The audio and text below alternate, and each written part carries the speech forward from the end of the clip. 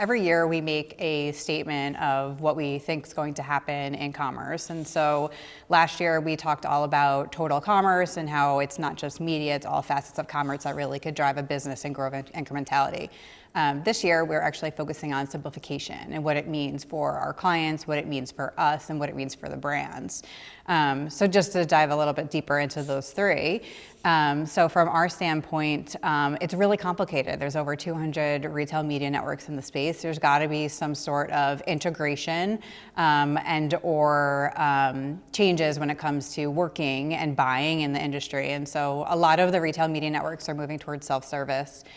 There's a lot of platforms that you could now look at multiple ecosystems within a given buy, and so you're not just focusing on one retailer, you're focusing on all retailers. So that's kind of how the retailers are putting that at play for us. From an agency perspective, what we're trying to do is look at everything from a holistic perspective. And so one of the differentiators that we've always had is that we integrate commerce into everything that we do as an agency. And so because we are talking about IPG, we're talking about creative, we're talking about media, we're talking about tech, and then also retail readiness. And so we are thinking about commerce as the main focal point and not just something on the side that's additive. As we do that, that simplifies operations, it simplifies really how we're going to buy, and then it drives efficiencies for our clients. And then at the end of the day, from a brand perspective, simplification, we're seeing a lot of organizations really figure out how to restructure to tie brands and performance together. And so we've seen a lot of that work in a lot of consulting and really how we're able to take, I would say, like different P&Ls and budgets and really tie them together to drive incremental growth, no matter what retailer that we're supporting in the commerce space.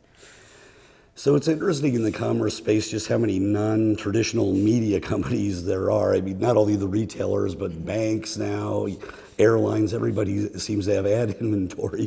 What are your thoughts about the environment in that respect? Yeah, it's changing a little bit. So I would say that retail media networks are unique in the sense of they actually have authority or visibility into the merchandising side of their business. So from our standpoint, retail media should be used as leverage to gain something on shelf in store or online when you're talking to a retailer. Then there's the new, I'll call it, group of commerce media. So to your point, like banks, there are other aspects out there like airlines and things of that nature where they're actually selling their data more so, not necessarily tied to any sort of inventory or operations. And then there's actually a third group, which is the aggregation. So Instacart, I feel like would fall underneath that because they're talking to multiple retailers.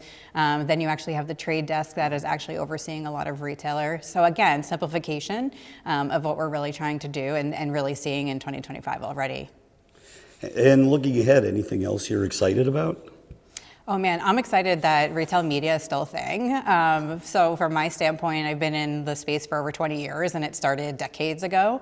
And so just to see that it's actually outperforming TV and outperforming all these other channels and it's enriched in data and the merge of data and tech is really exciting. And it's interesting to see that as the consumer behaviors change and media behaviors change, how that's going to evolve. So I know there's going to be more to come, but it's one of those things where like what's next, and it's the consumer is going to drive that at the end of the day. So I'm excited for that.